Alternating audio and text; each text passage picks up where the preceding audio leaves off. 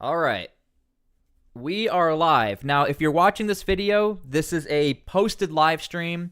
I already went live just before this. We covered part 1 of this hearing. This is a hearing in which Senate Oversight for Homeland Security, they are questioning some of the actions that occurred in Minnesota, questioning Border Patrol, questioning ICE, as far as why you do the things you do, maybe some improvements, things like that.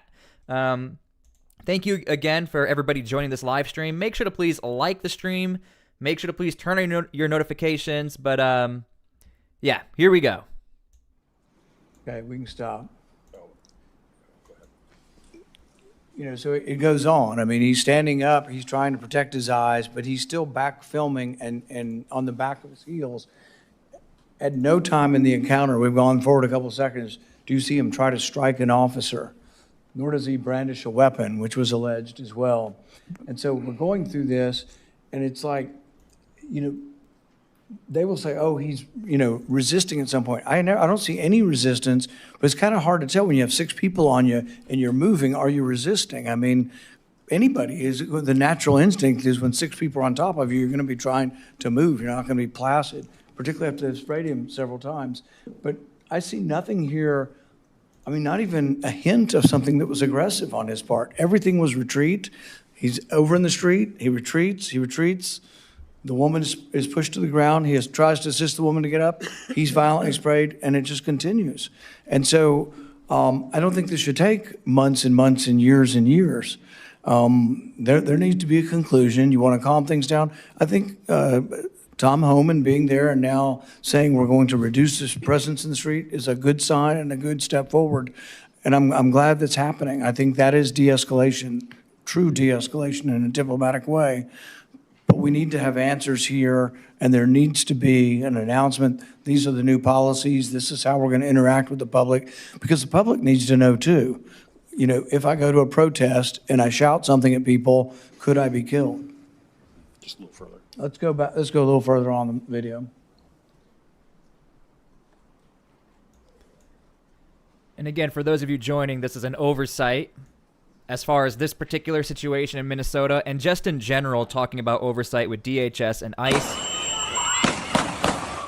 Make sure you guys are please liking the video so others can see what is going on here. I think people are going to want to know what some of the answers are from Border Patrol and from ICE.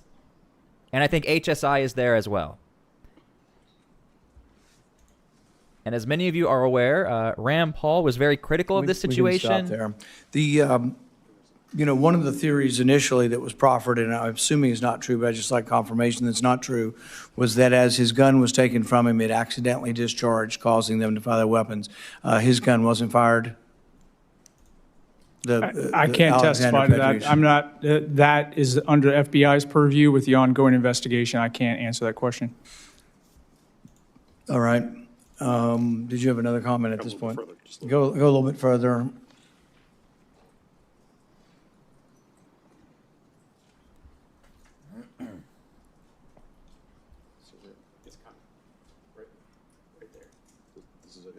Move it a little bit further, a little bit. Go just Right there, right, stop.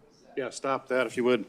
So if you'd stop that, I think what we saw right there, and make sure we're seeing this, that the officer basically started to beat him with a pepper spray canister at that point. That's right before we stopped that. So to both of you, is beating someone with a spray pan, with a canister, is that de-escalatory? You're going to give me the same answer? You don't know if that's de-escalatory? Take it away from this incident. If you just saw someone beating someone with a canister on the ground, would you think that's de-escalatory? Was that what we're leaving out? What I'm seeing is a subject that's also not compliant. He's not following any guidance. He's fighting back nonstop. I don't know what they're saying. I don't know what's going on in this situation. I know that they're all being interviewed what was going on, and that will be part of the official record. But I can't answer whether that's appropriate or not. It depends on what a reasonable officer saw at that time. So is that part of training? Do you train officers to beat somebody with a canister? If there are only several officers holding someone down, then you know, if you really want to. Mr. Chairman, can I ask just a process question here? Are the people in those videos not entitled to Fifth Amendment and 14th Amendment protection of due process? It seems to me, that if we get to a place in time in America Prosecution, where we yes. have a video that is the entirety of what is guilt or not guilt, puts us in a very, very I don't bad think situation. anybody's assessing. Well, I any think kind that's of what you're criminal saying. guilt. No, You're asking for conclusions. No, we're asking for conclusions for what is the proper use of force for all agents. But you're asking specific questions about a And- video. And the answers have been generic answers. We haven't gotten. As any they should answers be, from him. as they should be, by the way. And so- I just want to point out that these American citizens who are entitled to Fifth and 14th Amendment protections, and for us to make certain that we keep that in mind as we ask these conclusive questions. They do. For a court of law and for any criminal proceeding, they absolutely deserve that. We're going to move on to a first round of questions, and I'm going to pass mine to Senator Johnson, and I'll reclaim mine later. Mr. Chairman, first, are the witnesses going to be providing testimony? They've been taken for the record. They've been taken for the record. They gave the same public testimony yesterday. Oh, I wanted to hear from them. Okay. So there was a real disconnect in our first panel in terms of Congressman Emmer and the representative from Minnesota State Legislature versus the Attorney General and fellow in charge of prisons in terms of the level that Minnesota was cooperating with ICE and with Customs and Border Patrol. Were you listening to that opening panel? Yes, sir. Yes, sir. So I'll start with you, Commissioner Scott. What would you agree or disagree with in terms of what was said in that first panel in terms of the cooperation or lack of cooperation? Because according to Attorney General Ellison, said they were perfectly cooperating and there shouldn't have been any problems here. And I think that the He was saying it's the law. We have to cooperate. unprecedented nature, let me get the, well, just said, again, it was because of the scale of the surge that's what caused all the problem versus Minnesota cooperating or not cooperating. Yeah, that's not accurate at all. I actually met with the Attorney General when I went up with Tom Homan. We initially had conversations. The reason that CBP surged a bunch of resources into Minneapolis is because ICE couldn't go do arrests without being violently assaulted, and they were not getting support from state and local law enforcement. So talk about the kind of arrest, because we heard from here, and I, quite honestly, I didn't get the complete answer from the fellow from the prisons when he said, as long as there's a judicial order. And I was wondering, does he mean from an Article 3 judge, or is he talking about the administrative law judges that we use for enforcement of ICE? So was that a distinction? Were they only going to honor and they only going to cooperate with Article 3 judicial orders? Or did they concede the fact that we handle federal immigration law through the administrative law judges? So I would defer to ICE on what the normal Okay, processes were. Mr. Lyons. Yes, sir. I can speak to that. It's both, sir, judicial and administrative. They did not cooperate at all. I can give you an example. Well, please give me multiple examples. I can give you an example where ICE, Enforcement Removal Operations and Homeland Security Investigations, we did execute a criminal warrant for an individual from Ecuador who fled the state of Connecticut that was wanted for the state of Connecticut for a rape of a 14-year-old minor. He did have a murder warrant from Ecuador, and we did not have any cooperation with that. Going back to the surge part, we did have that. Just describe no cooperation. I mean, so we had to walk through here. So you got this warrant on somebody who's, convicted of, or I guess convicted of a violent crime, or just wanted on a violent crime. I mean, be specific. Talk about this instance. This incident, sir, the subject was wanted from the state of Connecticut, fled the state of Connecticut after a detainer was not honored in the state of Connecticut. He was wanted for rape of a 14-year-old minor. But he wasn't convicted. They made a big deal about, it's got to be a convicted criminal. No, sir, it was an actual criminal warrant from the state of Connecticut. And that subject was also wanted on an Interpol warrant because he was wanted for homicide in his home country. And he was also illegal reentry, 8 U.S.C. 1326. So it was But you understand the point. Again, they were making a big point. It has to be convicted. I mean, A.G. Ellison kept saying, well, is the person convicted of the crime? Well, sir, I think we have to start first, is the person even supposed to be in the country in the first place? I understand. but so I'm just trying to point out, is that a valid criteria. The Attorney General Ellison was talking about, well, if as long as this person's been convicted of a crime, that's not required, is it? No, sir, The person's here illegally. There's a warrant from, from a different country as well as from the state of Connecticut. So with this individual, what did Minnesota not do? What was requested in Minnesota or Hennepin County or whichever? So the, Minneapolis Police Department and the St. Paul Police Department, they're, by city orders, they don't cooperate with us. So for instance, we ask them to hold a perimeter or hold a street. That's why we need more officer agents. We would have to go ahead and hold down that city block. Yep. Unfortunately, obviously, those vehicles do stick out. Obviously, we use, based on the subject's criminal history, we use an armored vehicle. Once that's seen, agitators started coming to the scene. So now while we're trying to effectuate a criminal arrest warrant in an apartment building, small stairwell, fatal funnel, we have to go ahead and hold down the outer perimeter, where if we had the cooperation of a state or local agency to work with us on that fact, we wouldn't have to have that many officers. Why weren't the state and local officials interested in arresting this individual with the multiple warrants on them? Just because it was an illegal immigrant? Because it involved an ICE operation, sir. So any other, if it's an American citizens with that kind of warrant from Connecticut, local police would have been doing this job themselves? I can't speak for him, but I would assume so, sir. I was a civilian police. I was a cop before ICE, and that's what we did. So talk about the violence, the threats, the doxing against ICE officers. Because again, that's where I've got a great deal of sympathy for people trying to enforce the law. They've been shot at. They've had their vehicles rammed, rocks thrown at their vehicles, doxed. On Central America, I found out that if you're become a new police chief, you get a DVD from the friendly drug cartels with your children and wife going into school and going to church. It's an explicit threat, hands off, or we're going to do something. Well, there's such a demand for unmasking ICE officers, but they've been doxxed. So just talk about the violence, the threats, the doxing that your law enforcement officers are really under. So, sir, it's day to day. I was the field office director for the state of New England. I covered all of New England. And if you looked at the beginning of the operations, January 20th up until April, ICE officers and agents weren't masked. But it's bad. And I'll just use myself as an example. The week that Charlie Kirk was assassinated, there was a tweet that went out. It said, kill Charlie Kirk, kill another, there was another individual in that, kill Todd Lyons. Wow. That's the stuff that ICE, yesterday after the testimony on Tuesday, I went back to numerous death threats against my family. There was a videotape of my wife walking to work that people actively post. The cartels have actually posted the schematics to my home. ICE agents feel that every day. We actually did an operation with the Secret Service where we identified doxers who put up on telephone poles the home addresses and the schools where ICE officers and agents went to. But yet no one covered that operation. We covered that as a success.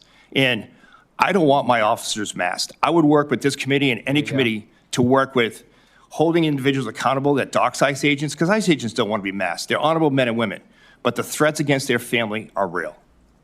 Okay, thank you. I've said that time and time again. The one person who hates the mask the most happens to be Todd Lyons, and I don't think a lot of people realize that. The video of previously American citizens that were basically being manhandled and pushed and hit and beaten with canisters. We didn't see on the video, but 95% of them, or 90+% of Americans who have seen that video, also shot. Alex Preddy shot 10 times while laying face down in the back by law enforcement officers. And we also know he was basically just holding a phone, being manhandled and shot 10 times. So I just want to confirm with you, filming federal officers on a public street is not illegal, is it, Mr. Scott, Mr. Lyons? Correct. No, sir. He did not, at least looking at the video, all of us who've watched the video, he did not attempt to harm law enforcement. No appearance of that. Is that correct? I don't know what happened once he was on the ground, sir. When he was laying face down with several people With a on top weapon of in him? his waistband initially. And I'm not trying to make excuses. I'm just saying I can't jump to that conclusion because I don't know what happened on the ground. That's why there's an investigation still ongoing. Standing up, I would agree with what you just said. Okay. So when he's on the ground with a bunch of officers on top of him after he's been hit with a canister, he was somehow still possibly harmed to law enforcement, you're saying? It's possible? That's happened thousands of times, yes. And Okay. Mr. Lyons, really? You saw him that as a possible threat? Sir, from the, that wasn't an ICE operation, that was a CBP operation. I get it, but you're a highly trained professional. Yes, sir. No, obviously, there's not enough evidence to speak to, but that's the best thing about this is the fact that I can speak for ICE, Office of Professional Responsibility, as well as CBPs, that they're the same, that we have to have a full investigation, and it has to come out. Okay. We have to base that training on that. So you have to have a full investigation. What everybody saw in the video, there might be some extenuating circumstances. We just don't know, but the video is very clear. And yet we had the Trump administration claim that he was attempting to inflict mass casualties. You're gonna have to explain how you had that come to that, how the Trump administration came to that conclusion when you can't even come to the conclusion that he may have been resisting when he was laying flat on his back with being beaten. How did they come to the fact that he was going to have those mass casualties? And then, quote, Secretary Noem said he was committing, quote, an act of domestic terrorism. What you saw in the video, is that what you train your officers? Someone laying on the ground, that's an act of domestic terrorism?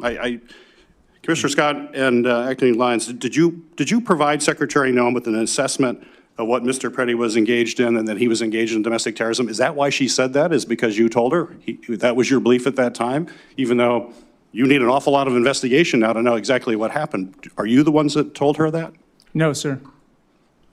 No, sir. Did anyone who reports to either of you provide this assessment to Secretary Noem that this was mass casualty, or he was attempting to inflict mass casualties and domestic terrorism? Did someone in your staff tell her that?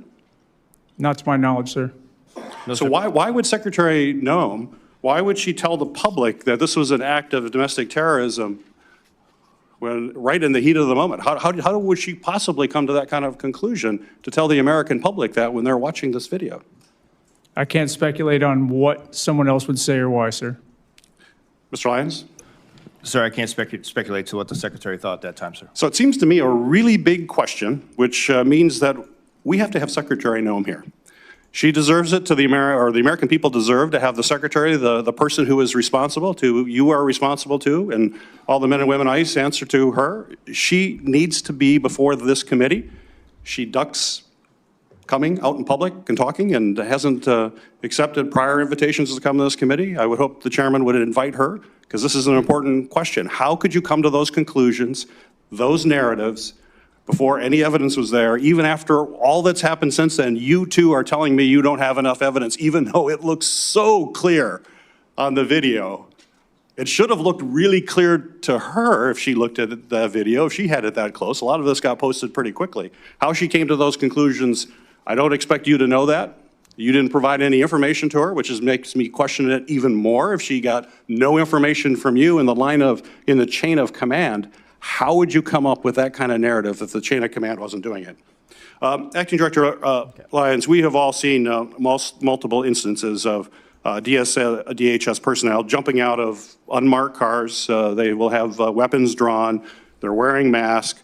They don't have clear identification. And this, of course, immediately will escalate an encounter with the public. There's no way around it that's not escalatory when you see that coming at you. Often these masked individuals are only wearing a sign on their vest that just says police. This is the type of vest that can be easily purchased by anyone and used to basically impersonate an officer. In fact, last year, this administration, the Trump administration's FBI released a bulletin entitled, and I'm going to put this in the record without objection, Mr. Chairman, "Criminal Actors Impersonate ICE Agents to Commit Violent Crime." Are you aware of this bulletin put out by the FBI? Yes, sir. Mr. Scott? I think this was a while Yes, ago sir. when this came out. So I'll put this in the record if I may, Mr. Chairman. So given this, the FBI is warning people that criminals are impersonating immigration officers. My question to you is, how can you expect any U.S. citizen to follow orders from an unidentified masked man surrounding them, given we know there are these impersonators out there that are, according to the FBI, committing a lot of crime because they're terrified. They don't know what's going on. They don't know who these people are, or they falsely believe they're a federal agent, and they aren't. They're a violent criminal. So, I mean, these tactics are causing fear. They're chaos in our communities. It's why we need, I think, to have common sense reforms to rein in these practices. What we're advocating is that The men and women who are federal agents just follow the same rules that our local police follow. Our local police are highly professional. I have the greatest respect for them. They do amazing work and put their life in harm's way regularly, but they have a set of rules that they have to follow. And that's not happening with what we're seeing with with agencies related to the federal government. So I think we should have a legitimate discussion about that safety and reasonable practices going forward. And I would hope that you would support that. Just in general, do you think that you should follow the same rules of those followed by local police in our communities? Is that reasonable, Mr. Scott? I believe you're talking about uniform standards. In CBP, we do. You have to have a name tag. It has to be clearly identified. There are times we've made exceptions on the name tag, and we used a different identifier, but it was an individual identifier so people knew who they were. And all of our agents and officers have to carry their credentials with them and their real badge with them. So all across the board, there are a wide range. We put together a proposal of a wide range of practices that have been adopted by police organizations all across the United States of America. Would you feel comfortable abiding by the same kind of regulations and guidelines that local police follow on a whole host of issues? I would look at those. I believe that very different law enforcement organizations have different considerations, but the general concepts, yes, and I think we do currently follow. Mr. Lyons? Yes, sir, I'm open to that, but one thing I'm also open to too, sir, is looking for the help from this committee and other elected officials, not only to help us bring down the rhetoric, but help us to hold those people accountable that are threatening ICE officers and agents. I think to dispel the fear of the men and women of ICE, that'd be huge. That would be a real step going. As we've looked at the complaints, and Senator Peters has brought this up, one of the things from a lot of the different videos that are out there is the complaint that the officers are quick on the draw. Basically, they're drawing weapons. I know there are rules for the police drawing weapons. A lot of times I've been told you don't draw it unless you're planning on using it or unless there really is an imminent threat. There's some subjective nature to figuring that out. But, there was one video of a woman, you don't have to come out of the specifics, but, a hypothetical woman has come to a stop. She has not brandished a weapon. Her car is stopped. The ICE agents get out, all guns drawn. That to me doesn't seem like it would be consistent with your policy. What is the policy on when you draw your weapon? Each of you, Mr. Scott first. Within CBP, when the officer feels there's a threat, but in this specific, like the scenario you outlined, and not that specific, but with the vehicle can and is often used as a weapon. Yeah. When we train to do felony stops, basically the officers, when they stop that vehicle, they're trained to have their weapons out and ready because they're stopping a felony. So it's not that simple that you have to wait until you see a weapon. Sometimes it's literally that officer presence to keep the situation under control. But the weapon's only supposed to be pulled when the agents believe that it is required to affect that law enforcement action. In this instance, I don't think it was a person that was targeted. I think it was a person they might have had some suspicion of. It wasn't a person that was targeted. Is he talking about like a legal observer? I have no idea. Nobody really looks at this, particularly this one instance, and thinks the police would do it that way. When police make traffic stops, they avoid the car, they come from behind the car, they'll often have their hand on their weapon, but you almost never see a policeman with a gun drawn. And I think Rand Paul is missing the point. In a lot of the instances we see, it's the other way around. Police officers go to the criminal or the suspected criminal, and a legal observer, again, if they're doing it legally, you guys know what I mean, or a protester, they go to them. To me, they're not using the same. Assuming that's what he's talking about. I'm assuming. I have no idea.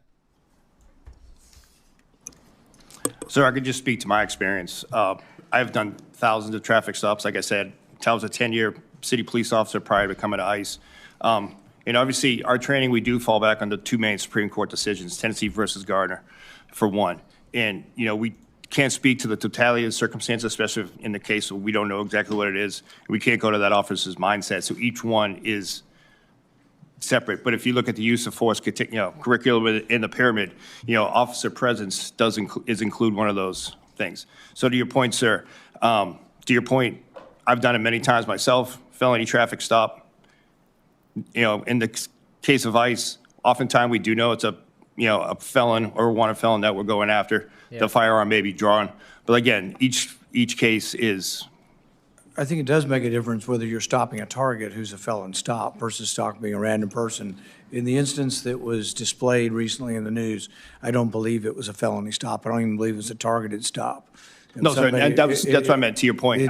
This, I think, probably was somebody filming that was annoying them or pestering them, and then they went and they followed the person and stopped them.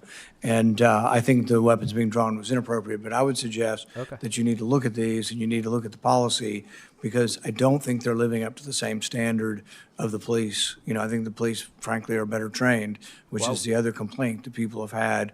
Have we rushed some of the people into the job, you know, and have we not had adequate training? Senator Langford. Wow. Chairman, thank you.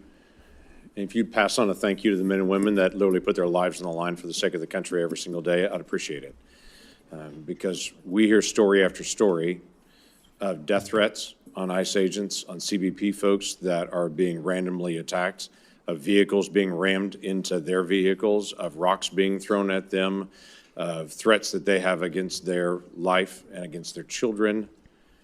We hear it frequently, and it's not just random. The ICE facility in Dallas, where somebody just got up on a rooftop and started just open firing into a facility, killing 2 people not legally present in the country, but certainly we're targeting just a random ICE agent in the process. The very real threats that they face every day has got to wear on them. So if you'd pass on our gratitude to the folks that are putting their lives on the line every day and facing those kind of threats for the nation, a lot of folks are not willing to be able to do that. So please say thanks to them. Yes, sir. I would also say thank you as well. 2 years ago, we had 10,000 people a day illegally crossing into the country 2 years ago. 10,000 people a day, not vetted, we had no idea who they were. 70,000 people were estimated by the Biden administration to come in 2024 that were special interest aliens that had a locational connection to terrorism, but we had no idea who they were. They were allowed to be able to come into the country 2 years ago. The work that the men and women that work around you have done have stopped that chaos. Now we're discussing serious and tragic incidents, but I think we're losing perspective of really what's happened. And the amazing thing to me is, in the next 48 hours, we're arguing whether we're going to cut off funding and defund ICE and defund CBP and defund USCIS. Yep. And also, my Democratic colleagues are demanding to defund all of DHS, including Coast Guard, Secret Service, FEMA, CISA that handles our cybersecurity, all of them just be defunded. And later today, we will be going over that in a third show of the day, so turn on your notifications. We will be covering all of that. Go through the investigation. So the frustration that I have is, I understand these are hard issues that we should spend time talking about because they're tragic and awful, but also thankfully rare. There are thousands of arrests that are happening in a day that are happening by the book. And what's happening is a group of protesters that are protesting and agitating, and some of them running into churches and disturbing church services and saying it's my First Amendment right to shut down your church during a service, and saying they're a peaceful protester while they throw rocks at agents. It just gets old, I'm sure, for a lot of those agents that are trying to do their job, because the few incidents, and they are few, thankfully, get highlighted in the thousands of arrests and the 70% of the arrests that have been picked up that are criminal aliens that are being removed from our country. Very few people are stopping to be able to say thanks to. So I just want to make it clear what's actually happening. So I do want to drill down on a couple of things. This issue came up about final order of removal. What percentage of folks that actually have a detainer put on them nationwide or that are in removal processes have a final order of removal? Does anyone know that number, that percentage? No, sir, not the percentage. I can give you what we're tracking right now is about 1.6 million final orders in the United States, with approximately 800,000 of those having criminal convictions. Wow. Correct. Of those folks, there's this debate against the final order of removal and whether they should be honored in detainers in states like Minnesota, or what that actually looks like. As my colleague, Senator Johnson, was saying, the Attorney General kept saying, well, if they're convicted, then I'm going to honor it, but then came back later and said if there's a final order of removal. It's my understanding that the vast majority of these folks that are being removed have a final order of removal on them already through a court. Right. Yes, sir. Through an immigration judge with the Department of Justice, separate from Immigration and Customs Enforcement. Those statements are going super viral, by the way, almost contradicting, if you will, all over the internet, where Keith Ellison said, yeah, we will be honoring them, and then said, well, it depends. And multiple other places where there weren't incidents like this. Was there a difference in how command and control was actually done in Minnesota that was different in other location, or how was command and control actually handled in Minnesota? Sir, command and control started with Immigration and Customs Enforcement. Obviously, we've always been in the state of Minnesota, Right. like all 50 states and territories. We always have offices. We were there, which we like to really point out the fact that we were there for the fraud case originally. Yep. The immigration piece did come into. Right now, there's 16,840 final orders at large in the state of Minnesota, which the officers and agents were there for. The one problem I have to point out different than, and it was brought up earlier, is the fact that, ICE agents, special agents, deportations officer, due respect, First Amendment right of anybody. Myself, I've had people protest, yell. That's just part of the business. The issue we were dealing with there is when we had organized groups, and I just was looking at, again, one of the flyers that was put out, when it said how to impede ICE operations and arrest. And it told white people to put their body between the criminal alien and the officer. Speaking from experience, prior law enforcement officer, if I was on the side, say at I-4 traffic stop when I was in Florida, and someone came up to me while I was arresting someone for being a habitual traffic offender, which is a civil violation, and someone gets between me, I'm going to arrest them. Right. People were actively told to go out there and impede, impede, to help the people we were arresting escape and ram vehicles. That's the complete difference which led to the escalation. Okay. When we, I do want to talk a little bit about other things that are going on here, if I can have just a moment on this. Mr. Scott, tell me a little bit about, we've allocated $170 billion, which is a big dollar amount. Part of that's going to border wall, into what we deem to be better security long-term at our southern border and at our northern border. We can talk about that at a different time. What is happening right now with construction on the southern border? Those dollars have been allocated. We don't have a report yet. What's actually going on? Thank you. Yeah, we're building the new smart border wall at a record pace. There's about 35.9 miles of actual barrier that we've installed just since January. That's a combination of waterborne and the actual border wall, but there's 30 miles of new actual border wall. About 2 miles a week are currently being built. That will be ramped up dramatically as many of these contracts come on board. But I do want to take a minute to highlight, no matter what we do on the southwest border, we've learned if there's not a consequence once you get past us, the flow will never stop. So a big reason the flow slowed down is because we're actually arresting illegal aliens inside the United States and sending a message globally that we're not going to tolerate this anymore. That's why CBP that supports the interior operations to the maximum extent we possibly can. This all works together. We're also rolling out technology. It's not just the border wall. It's a smart system. New aircraft coming on, and as you know, we're hiring more agents and officers and making sure that they're trained to the highest professional standards available. Great, thank you. Senator Hassan. Well, thank you, Mr. Chair, and good morning to our witnesses. Just a brief note, even if the current funding bill stalls or is not passed that would fund the Department of Homeland Security, the department has an extraordinary amount of money at its disposal right now because it was funded during the big tax bill that my Republican colleagues passed last summer. So I just want the American people to be clear about that. Mr. Lyons, DHS officers have killed 2 American citizens in Minnesota this year. What were their names? Whose names, ma'am? Sorry. The 2 American citizens who were killed by ICE DHS officers in Minnesota. What were their names? Renee Good and Alex Preddy. Well, I'm glad to hear you say their names out loud, because so far this morning, as well as in 3 hours of testimony on Tuesday before a House committee, you failed to say their names a single time. Why? Ma'am, I didn't neglect their names. I was answering the question. And ma'am, to your point, I did give my condolences to the family and requested to meet them personally to give my condolences on behalf of the officers and agents involved. Well, Renee Good and Alex Preddy were human beings, and they're dead. Before they died, they had families and friends who loved them and were loved by. And it seems to me that Too many at ICE have lost sight of the fact that they are interacting with real people, not nameless, faceless numbers or political targets. When we dehumanize our fellow human beings, that's when these kinds of tragedies happen. Now, Mr. Lyons, were Renee Good and Alex Preddy domestic terrorists?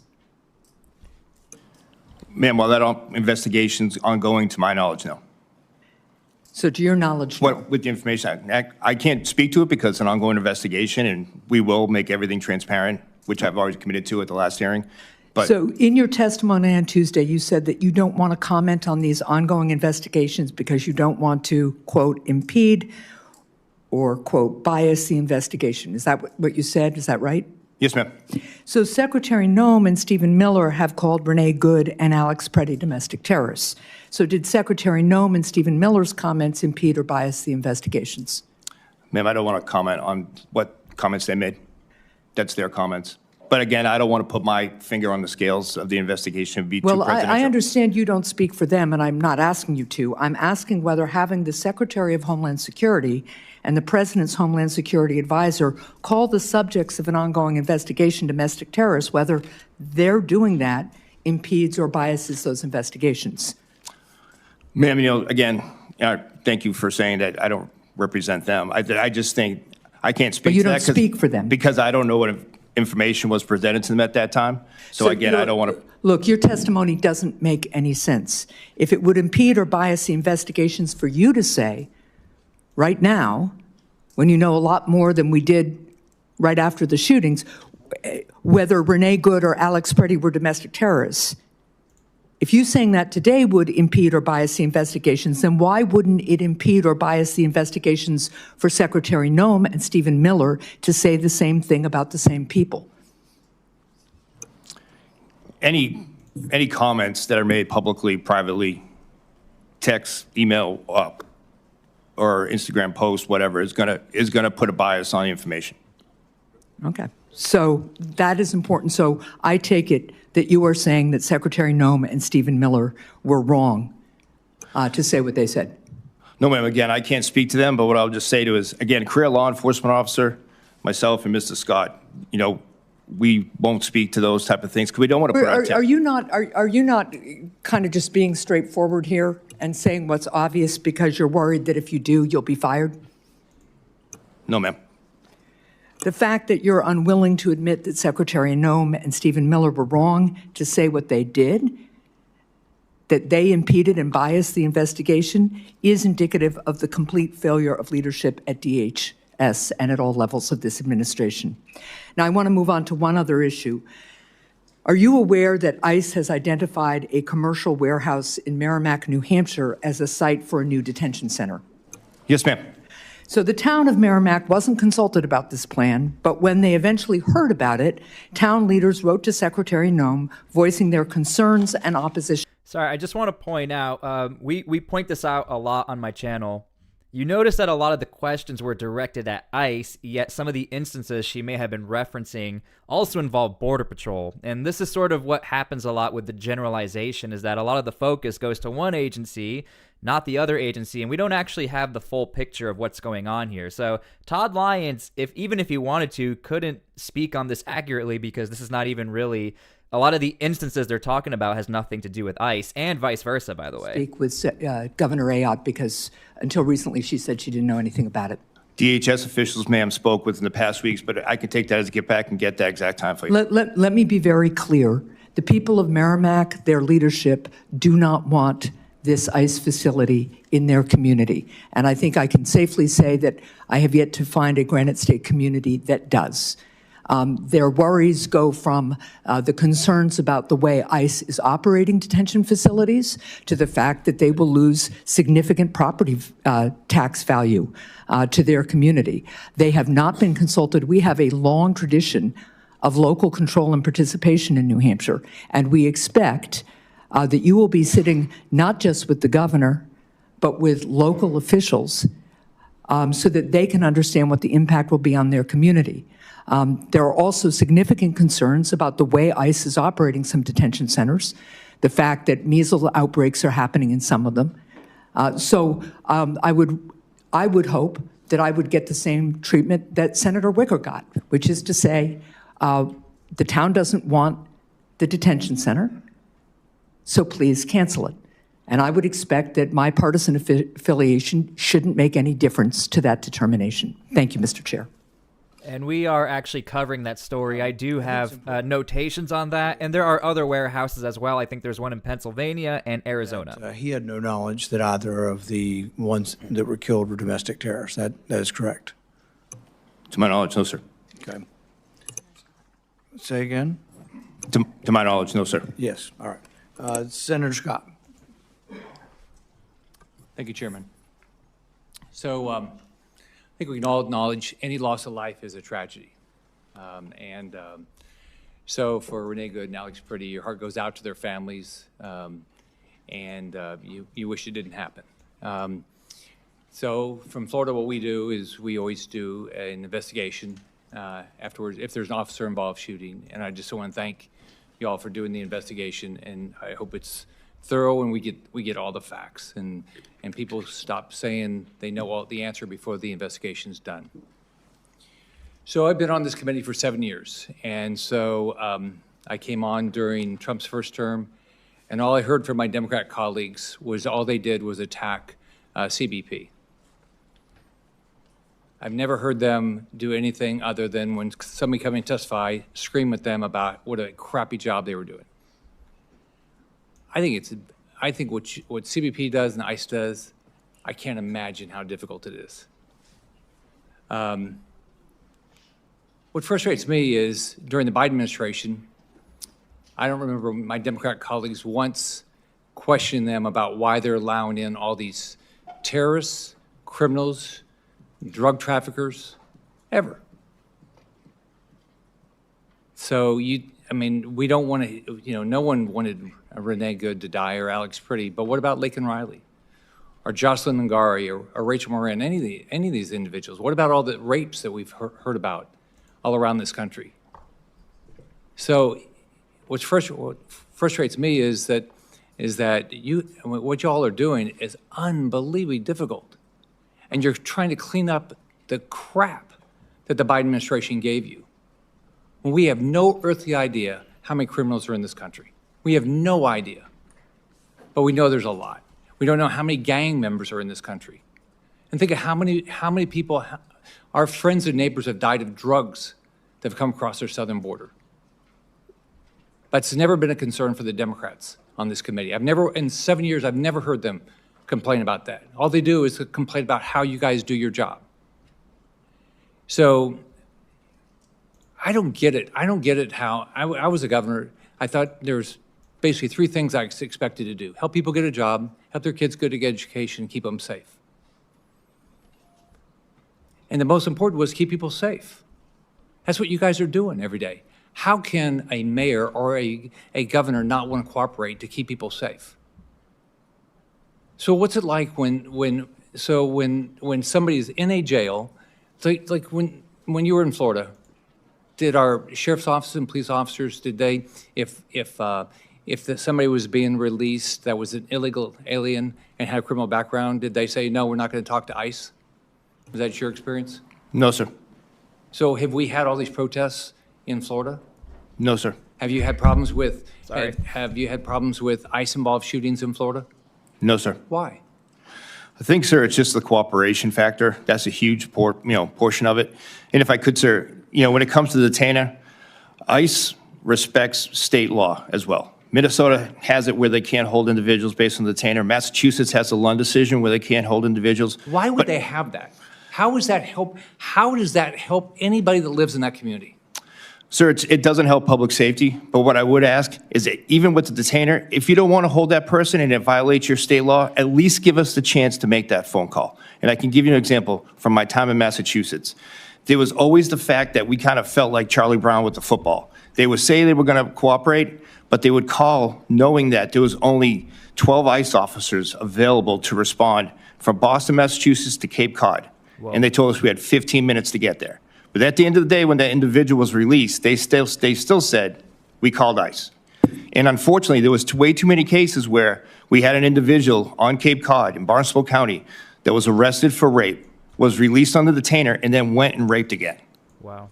So those are the cases that ICE is really concerned about. And if you don't want to hold an individual in custody longer than state time, by all means, ICE respects that. But please pick up the phone, give us the opportunity to come there and make that arrest. And just so you guys are aware, Boston, the Massachusetts area, I mean, they have, Example. the Trump administration's been eyeing them down as far as some of the comments from what the mayor has been saying. So why do we have these, what's the rationale for these sanctuary cities? Can you guys tell me any reason you would have a sanctuary city where people say, I want the criminals to come to my city and I'm not gonna work with ICE to get them out of my community? You know, unfortunately, sir, what we've seen so many times is, and again, coming from the civilian law enforcement side, when we hear about community policing, you always heard about the chilling effect of working with ICE. The problem is that backfires in these sanctuary jurisdictions because so many times we saw the criminal illegal aliens go back and offend and take advantage of the migrants that did come here for a good life. But yet they were told, if you cooperate with ICE, if you call 911, you're going to be deported, which is the farthest from the fact if you look at what we've done with the help of CIS, with protecting victims of human smuggling, sex trafficking, with the U visas, T visas, things like that, that the goal of Sanctuary City backfires when it comes to protecting other migrants who are afraid to come forward. How many times have you been asked about Lincoln Riley? You ever been asked about Lincoln Riley by a Democrat? How about Jocelyn Nunguri? No, How sir. about Rachel Marin? No, sir. How about any little girls that were raped? Ever? No, sir. No. You get asked about why you're not doing your job better. Yes, sir. I mean, if you listen to what's going on here, okay, the Democrats are mad because you're trying to protect the neighborhood, right? I mean, it doesn't make any sense. One thing I don't get is if you want to be a sanctuary city, why do you get any federal money? Especially any federal money to cooperate with law enforcement. Well, sir, and that's one of the hard part for us. And again, the witness that was here earlier, both of us are career law enforcement. I respect his views and his career. But when it comes to issues like cooperation at the local state level, again, ICE does do that. But so many times, and I'll give you the example of Aurora, Colorado, we were going to serve a criminal warrant on an apartment complex of known TDA gang members that was full. We tried to work with the state and local government. They made notifications that the operations were ongoing. Wow. So when tactical teams arrived, protesters were already there and the apartment complex was empty. I covered that. We've How seen could that that time and time again. I've had it where I've made notifications. Again, I've had the privilege of having this job for almost 20 years and doing it at the enforcement level to notify a local police department, and then they would put that out on a tweet. ICE is going to be at L and 8th Street. Happened in Columbus. So we reach a point that we want to cooperate. We want to be good partners. But how many times, again, can we beat Charlie Brown with the football and say, okay, this time you're going to work with us? And it doesn't happen. And if you don't want to work with us, and I respect the agencies that say they don't want to, that is great. Yep. But there's been time and time again, empirical evidence that we are impeded, our operations get leaked, and then we're put at home. Thank you for what you do. Happened in Columbus, happened in Chicago, these pre-announcements. Scott, I wanted to start with you. Do you agree with Mr. Lyons' thoughts that he shared with us just a moment ago that statements from senior leaders in the immediate aftermath of an incident could bias assessments? I don't know what information they had at that time, sir. I'm not going to speculate on why they said what they said. Well, you said that the FBI has purview over the investigation regarding Alex Peretti. Is that correct? Correct. So immediately after the shooting and killing of Alex Peretti, Kash Patel, our FBI director, said, quote, "You cannot bring a firearm loaded with multiple magazines to any sort of protest that you want. It's that simple. You don't have the right to break the law and incite violence." I wanted to ask if you have confidence in the FBI investigation of this killing. I do have confidence in the FBI's investigation of this incident because those agents out there are professionals. They're trained. They're going to collect the evidence. They're going to collect the interviews, and they're going to present their findings to a U.S. attorney, to a district attorney, or a grand jury. Mr. Lyons, with regards to Renee Good, there was some reporting that came out saying that FBI agents equipped with a signed warrant prepared to document blood splatter and bullet holes in Miss Good's SUV. They received orders to stop. The orders came supposedly from senior officials, including Kash Patel. Do you think a sufficient enough investigation is happening into the killing of Renee Good right now? So, sir, I can't speak to that because I'm not aware of those decisions. But what I can tell you, sir, and the commitment from ICE, especially from the Office of Professional Responsibility, is we did secure those firearms. We did secure that scene properly, and we turned over our evidence to the FBI, and we're standing by at the end of their investigation, the conclusion of the outcome, to conduct our internal review at that point. I just want to convey that there is just a huge trust gap here. I mean, just absolute zero trust in this being able to, for this administration, be able to conduct an independent investigation into these killings. And I just urge you, just continue to push on this, because without that, I don't think we're going to be able to move forward. And when we see these types of statements from whether Stephen Miller, Kristi Noem, from Kash Patel and others, it is absolutely putting a black mark over anything that is happening on the ground. Mr. Lyons, were you the one that recommended the surge in Minnesota? So, sir, Operation Metro Surge, which was that your idea? Metro Surge for the fraud investigation, yes, sir. So you're the one that suggested and recommended 3,000 plus agents to go to Minnesota? Sir, I asked for more support for the amount of protest and the amount of assaults on officers. I requested more support. Okay. So now we see Homan say that the surge is going to be stopping. Where are those ICE agents going to go next? They'll return back to the home station, sir. Are you going to refrain from using this type of surge tactic in other states after you've seen just the level of crisis and lack of confidence and just the chaos that it unleashed in Minnesota? Sir, one thing for sure is there's no ICE officer or special agent that wanted that type of chaos that you referred to happen. I think going forward now, I think you see more after the conversations with officials in Minneapolis and the state of Minnesota, what partnership can look like as far as local level. But what I'm asking you is about, have you learned a lesson here? That this is something, I mean, if you pull out from Minnesota, but then now you do a similar type surge, 2,000, 3,000 in another state, is that something you'd still consider after what occurred in Minnesota? Sir, in regards to every law enforcement operation, of course we go back, we look at lessons learned, we always look back. At the end, the ownership of that is mine. So I have to go ahead and look at evaluations of what we did, what worked, what didn't work. But one thing, sir, if I could just have 1 second to say it, the problem, I believe, is the fact that, like some of the things that I brought up earlier, the agitators and the coordination on the protest side, we have no problem, Senator Kim, with people protesting. Happens all the time. But it's that coordination, like I said, when you have flyers out there instructing people how to get in between, whether it's a CBP officer or ICE officer making an arrest, that's the problem. And that's what I hope that we can help, especially with this committee and other committees, the fact that, situations like that won't happen, that people can go out there and protest. But why are we going to encourage individuals to go out there and impede and put themselves in harm's way? I think that's the lesson learned from this. Mr. Edlow, I wanted to bring you in on this. So he didn't say no, by the way, so we might see another surge? Members and veterans were going to get... But I don't think he's going to answer that question. And they were arrested upon arrival at their interviews. Tell us what happened. Was that USCIS agents that arrested them? No, Senator. Excuse me. No, Senator. Anyone who comes to a USCIS interview who has an outstanding want or warrant may find themselves subject to a facilitated arrest in which ICE or local or state. So you're attesting right now that all of these spouses of military members and veterans had an outstanding arrest? Senator, I'm not aware of the specific cases you're referring to. I'm happy to talk to you. You should come prepared to be able to talk through these. I'm happy to talk to your staff. But was it USCIS or was that coordinated with ICE?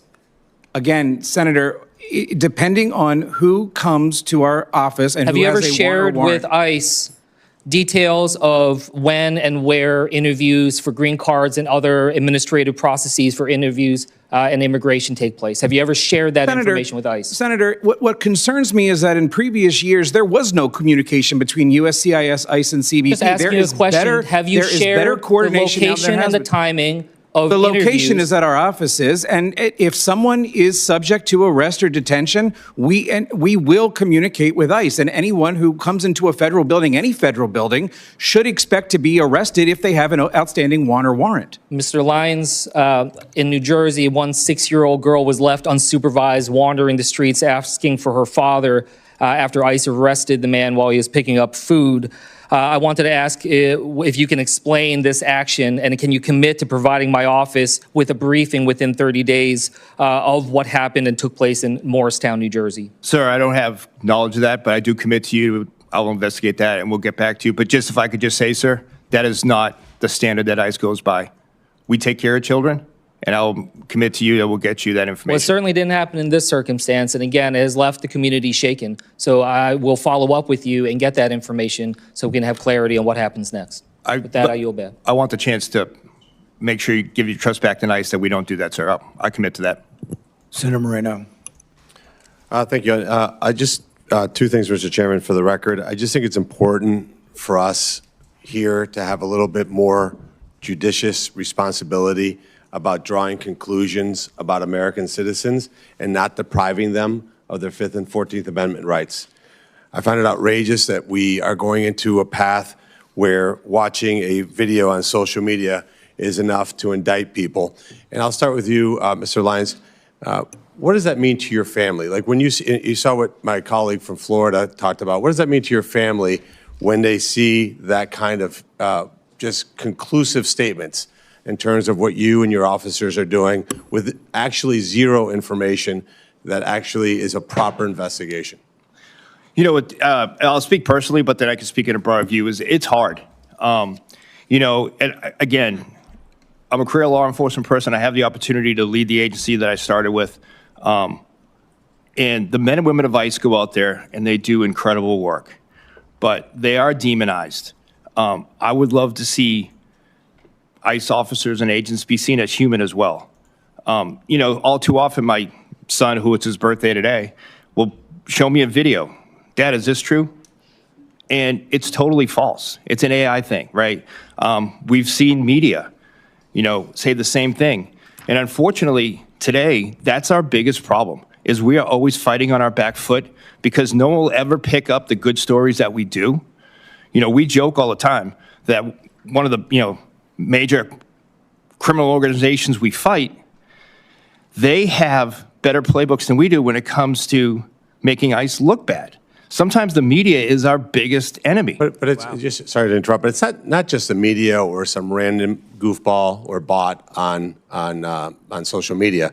These are elected representatives that make outrageous statements. And I would like to enter a list, 4-page list of current sitting members of Congress that have made absolutely outrageous comments, analogizing Customs and Border Patrol agents and ICE agents to the Gestapo, to a secret police. So without objection, I'd like to enter that into the record. Without objection. And I think the second piece I'd like to enter. I'll try to get that list for you guys. Pretty outrageous statistics, because we've talked about outrage here. Let's talk about outrage. 8,043% increase in death threats to ICE agents in the last 12 months. 8,043. A 1,426% increase in assaults against ICE officials. A 16,700 increase on threats of assault against your agents, both of you. A 3,300% increase in vehicular attacks against your agents, and a 964% increase against officials that, like yourselves, that are not in the field every single day. This is a direct result. So I'll enter that into the record as well. Without question. This is a direct result of the rhetoric. Now, Mr. Scott, I have a very, very, very important question I've been meaning to ask you for the last 12 months. What laws were changed in the last 12 months that made it so that we went from the most open border in American history, hundreds of thousands of people coming to this country illegally every month to virtually zero. What laws did we pass? I want you to give credit to Congress for acting to pass these incredible laws that resulted in this decrease. No laws were passed, sir. Nothing new. Wait, what? No laws were passed? No new laws were passed. So we're sitting here passing judgment on your team who actually enforced the laws of the United States of America Dang. to not allow people to enter our country legally to regain our sovereignty? Do your agents find sometimes that they're living in an upside down world? I won't speak for the agents. They're not here, but I do. It's pretty outrageous, right? Like you have a simple job, enforce the laws of the United States of America, correct? Correct. And CBP's job, if you want to really simplify it, we're just supposed to know and then control who comes into this country and who stays in this country, consistent with the laws Congress passes. That's all we're trying to do. And we've spent a lot of time here talking about the deaths of 2 protesters, and as my colleague from Florida pointed out, we haven't had a single hearing about the deaths of American citizens on the hands of criminal aliens. Not a single time. You know, one of my colleagues asked you to say the name of the 2 people killed in Minnesota. You had no problem with that, right, Mr. Lyons? No, sir.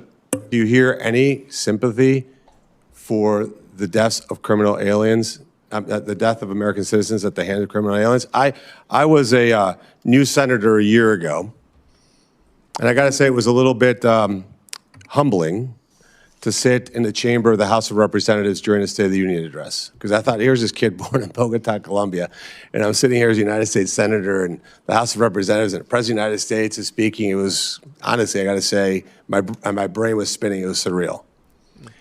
And then when the President talked about people like Lakem Riley that had been killed, a woman in Texas, their parents were there looking at it. I looked over to the other side, and there wasn't a single solitary Democrat that clapped for that family, honoring their lives. And I think we've got to the point in America today where we've lost our way. And let me just say this on behalf of every legal immigrant in this country. Thank you for doing your job. Thank you for enforcing the laws of the United States. Thank you for honoring those of us who came into this country illegally, followed the process, took the time to wait it out, and thank you for not allowing this country to reward those who skip the line, violate our laws, and somehow be viewed as they are the victims. What your people do every single day is very, very straightforward. You enforce the laws that this body passes. And I would encourage my Democrat colleagues, if they want to codify the Biden open border policies, submit that law. Show your voters that that's what you want. I don't think you'd get very far. And I'll just end with this. Wow. We have any of your officers, Mr. Lyons, ever entered a church to arrest any criminal alien? No, sir. Have you ever entered an elementary school to arrest a criminal alien? No, sir. And how about entering hospitals to arrest criminal aliens? Sir, we have incidents where they've run into a hospital seeking sanctuary, but again, we didn't go we didn't go out there seeking patients on a IV. No, sir. Whoa. Thank you. All right. I think this is a good place to stop. I mean, the back and forth is going to be pretty much kind of overlapping talking points, but that's going to get clipped, by the way. I've been doing this long enough to know that that is going to circulate probably from the White House, 100,000%. So, yeah, that's pretty much the back and forth. We expected to hear some talking points on both sides. Again, I try to be as fair as possible.